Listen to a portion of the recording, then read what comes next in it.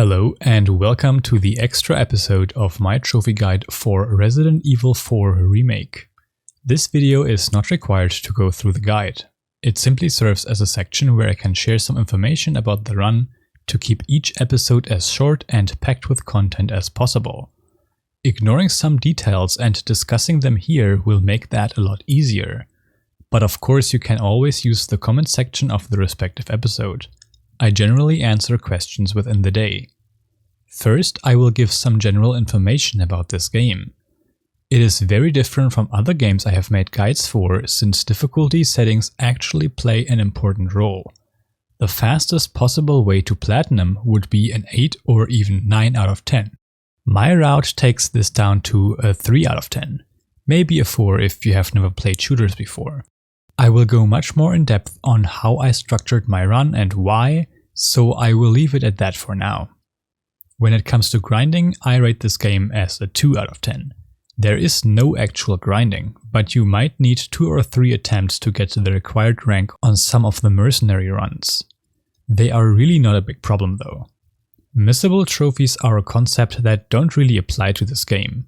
There will be multiple playthroughs no matter what, giving you multiple chances to pick up several trophies. And some trophies even get progressed over subsequent playthroughs. I don't even know how I should categorize those. In addition to that, there are multiple trophies for specific difficulties, so I will just leave this section blank. There are no multiplayer trophies and cloud saves are not required or beneficial. And lastly, this run took me around 14 hours and 30 minutes. Now, there are mainly 3 things I want to elaborate on here. First is something very basic, the game settings. In episode 1 I will tell you to simply copy my choices, but if you are interested in why I chose those settings, or which of those are actually required or optional, then stick around. Otherwise, skip to the next timestamp. I choose control type A2 simply because of personal preference. You can choose whatever you want here. The same goes for choosing run type hold. It just makes more sense in my head to let go of something to stop that action. Maybe that's superstition. You can do whatever you want. I do keep toggle for crouch type because I'm a hypocrite, and then quick turn type I switch to L3. This is actually important. I personally don't ever use quick turns, and we don't really have any situations where you have to quickly turn around and run away from things. Especially since quick turns require you to hold the L stick backwards, meaning that once you have turned around you most likely still have the backwards input queued, wasting any potential fractions of a second a quick turn might give you. Alternatively, you could just start running backwards immediately and turn your camera as you go, which is much faster anyways. I will say that I might be wrong about the technicality of these things. Maybe a quick turn can actually reliably be faster. But even then, I still prefer not binding it to the same input as running, since there are often moments where I just want to run backwards without completely readjusting my camera, which can extremely easily put you in a very dangerous situation, like for example if you are just trying to back off from a bunch of enemies. Keeping your eyes on the enemies will always be better than turning around. Now, enough about quick turns. Let's go over repeated button inputs. I put this to hold, just to make it a little bit more simple. Interestingly enough, the set time it takes to complete such a quick time event with hold is actually slower than the fastest possible time it takes to complete a quick time event with repeated button presses. I mainly chose this so it is easier for everyone who might not be able to spam buttons as quickly. You can leave this on tap repeatedly if you can quickly press the same button. Next is aim assist type. We will of course set this to snap and follow. The idea behind this is that whenever you aim in the general direction of an enemy, the crosshairs will snap to the closest enemy and follow them as they move. The follow portion of this setting is completely useless, as even on the maximum settings it is way too slow to follow any movement consistently. That said, auto aim is only really required on our first playthrough on the lowest difficulty. We will there use it to land easy headshots which stun most enemies in a single hit anyways, meaning the follow setting is not mandatory. For the same reason, aim assist, max speed and radical deceleration are untouched as well. Auto reload will reload your weapon if you shoot with an empty magazine. I prefer a little bit more control, but to be honest, it might be more useful for you to leave this on if you are unfamiliar with shooter games. Reset scope magnification and controller vibration have very little impact on our gameplay, so it does not really matter. I highly recommend turning off adaptive triggers because they literally just make it harder for you to shoot. For camera settings, you can switch around any inversions if you want to. I only put up my maximum camera speed and camera acceleration to the limit. Looking around you is very important in certain situations like the elevator ride. Slow camera movement when aiming is useful if you're actually required to be precise with your shots, which never applies to us thanks to auto-aim on early playthroughs and the lack of need for precision on later playthroughs. Being able to sway your aim quickly will be the only important thing. The whole idea of camera acceleration is also just stupid in my opinion. Why would I ever want my camera to move slower than the setting I specifically chose prior? You always want your field of view on maximum to have slightly better perception of your surroundings. We obviously do not want to use motion sensor camera mode, and there's also no need for the impracticality provided by camera wobble. Finally, you can choose to turn motion blur on or off. For display settings, I recommend choosing frame rate for visuals/action priority, but in the end it probably does not make a huge difference. And lastly, I push brightness to the absolute maximum. This will ensure we always have the best possible visibility to identify enemies, traps, and anything else of interest in dark areas. The remaining two things I wanted to mention I will combine. So now I will explain my order of playthroughs, the goal of each playthrough, and why I decided to go for 4 playthroughs specifically. I will first show the optimal path, then the realistic path, and then the easy path. First, let us go over all the restricting trophies and see what the theoretically lowest amount of playthroughs is. Afterwards, I will explain my way of making it easier. There are 3 trophies for beating the game on standard, hardcore, and professional difficulty. Those trophies do stack, meaning a playthrough on professional difficulty will unlock all 3 trophies. However, this immediately sets the minimum amount of playthroughs to 2, because you have to finish the game once on any difficulty to even unlock professional difficulty.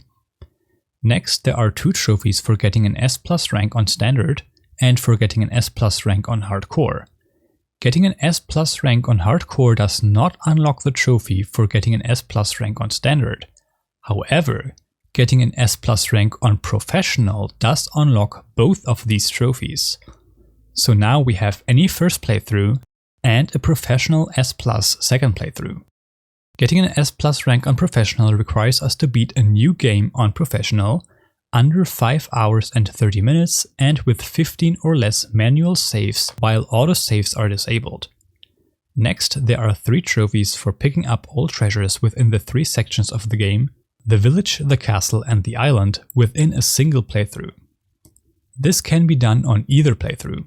You would already have to pick up most of the treasures on the second playthrough, and the S+ time restriction does allow to pick up all of them. Of course, that would require very high levels of skill, which is why we will definitely not do this. Let's just put these in the second playthrough for now. Then there is the Gun Fanatic trophy.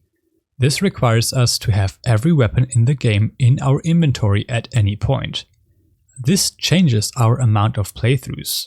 However, we still only require 2 full playthroughs. Let me explain why. Of the 29 weapons, the SG-09R, Red 9, Punisher, Matilda, Blacktail, W870, Riot Gun, Striker, SRM-1903, Stingray, CQBR Assault Rifle, Broken Butterfly, Killer 7, TMP, LE5, Bolt Thrower, Combat Knife, Fighting Knife, Kitchen Knife, Boot Knife, Flash Grenade, Hand Grenade, Heavy Grenade, Rocket Launcher, and Rocket Launcher Special are available within a regular playthrough, bringing it to 25 out of 29 weapons. The Infinite Rocket Launcher is only available in a New Game Plus run, meaning after one of our 2 playthroughs we will have to start a New Game Plus and play till Chapter 2, where we then have to sell everything to hopefully reach 2 million pesetas and buy this 26th weapon. But which playthrough should we follow up? To answer this, let us look at the next weapon, the Chicago Sweeper. To unlock this weapon, we have to beat a professional playthrough with an A rank or better.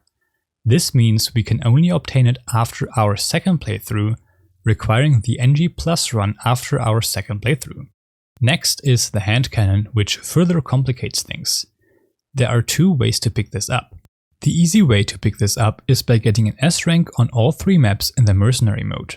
I have no idea how to count this in terms of playthroughs, but luckily it does not actually matter with 2 playthroughs, because the other way is to beat professional difficulty on a new game without use of bonus weapons, meaning the primal knife, Chicago sweeper, and technically the hand cannon itself. Since we don't even have access to those anyways, and S+ requires a new game playthrough as well, we actually unlock the hand cannon as a byproduct of our current route. Last is the primal knife, which is unlocked by destroying all 16 clockwork castellans in the game. This can be done spread throughout both playthroughs and also unlocks 2 additional trophies. Now we have the Sprinter trophy, which requires you to beat the game under 7 hours. You would automatically unlock this in the second playthrough, so I will put it there. Then there is the Frugalist trophy, which requires you to beat the game without ever healing. We are slowly getting into crazy territory. This is not terrible yet, as we can just go through assisted difficulty in our first playthrough, which makes not healing not that difficult. Next up is the Minimalist trophy, which requires you to beat the game with only a handgun and knife. Still, this is not completely terrible, as we can just put it in our first playthrough as well. Handguns are by default the weakest weapon in the game, but there are some that are a little bit more powerful than others, and assisted difficulty really is easy. And at least we can upgrade our handgun and knife, right? Well, the Silent Stranger trophy requires us to beat the game without ever talking to the merchant. That means no weapon upgrades. It is straight up impossible to do this and get an S+ rank on professional difficulty, which means we have to do this on our first playthrough. That just leaves us with the Jack of all Trades trophy, which requires us to complete all 19 merchant requests. Those do not all have to be done in one playthrough, and one actually can't be done in the first playthrough, as it requires to throw an egg, which voids the Minimalist trophy. Also, the ones you did complete have to be handed in at the merchant within that same playthrough. Normally that would mean that you would have to complete all of them in your second playthrough, since we cannot talk to the merchant in our first one. However, we can make a save at the final merchant in playthrough 1, complete the game to pick up the Silent Merchant trophy, and then reload that save to hand in the requests before starting the second playthrough. Most of the remaining trophies will be simple. Parrying an enemy can be done whenever, fully upgrading a weapon will happen either way on the second playthrough, freeing Ashley from an enemy can be done whenever, we will defeat Del Lago, Mendez, Ramon, Krauser, and Sadler by just going through the game. Killing Verdugo seems borderline impossible on our first playthrough, but on the second one we can just use a rocket launcher. Flashing 3 or more enemies with 1 flash grenade has to be done on the second playthrough since it voids the Minimalist trophy. Killing a Garrador with only knives is optimal on the first playthrough anyways. Killing 2 parasites in a Regenerador with 1 shot is possible but not practical with a handgun, so I will put this in the second playthrough. Throwing a grenade at Ramon again has to be done in the second playthrough. Killing a Zealot with a cannon can be done in both actually, and the minecart, elevator and escape trophies can also be done in either. You will inevitably sell a treasure for 100,000 pesetas or more in either the second playthrough or the NG Plus portion. And lastly, you can pick up the 3 shooting range trophies in either runs. Note that using different weapons at the shooting range does not void the Minimalist trophy. With that, we have the optimal run. It is also a complete nightmare. It is really cool to see the technically fastest way to get the platinum, but I really do not recommend doing this. Instead, let's start again. This time we will again combine things optimally, but with the restriction that it should not get so difficult that I don't even want to try it. I will go through the trophies in mostly the same order as before. Again, we need at least 2 playthroughs to unlock Professional difficulty and beat that. Next, Professional S+. This will be rather difficult no matter what, but there are a few things we can do to make at least the last 2/3 of the game very easy. We can do that by introducing a third playthrough. This will be a New Game Plus playthrough after the first one. We can do Village Skip to skip the hardest part in Chapter 1 and then purchase the Infinite Rocket Launcher at the start of Chapter 2 to make the whole playthrough pretty easy. That is good because this will be another professional playthrough with the goal to get at least an A rank. This will then unlock the Chicago Sweeper, which we can use in our final playthrough. Its exclusive upgrade gives it infinite ammo, which makes the castle and island sections very easy. Getting this also means we unlock the Professional trophy, so we do not actually have to get an S+ rank on Professional in our final playthrough. You could alternatively do 2 playthroughs, one on Standard and one on Hardcore, but more on that later. With an A rank on Professional, we also unlock Ashley's armor, which will make all sections with her significantly easier in any playthroughs going forward. Additionally, this eliminates the Sprinter trophy right here and knocks out 2 of the 4 problem weapons for the Gun Fanatic trophy.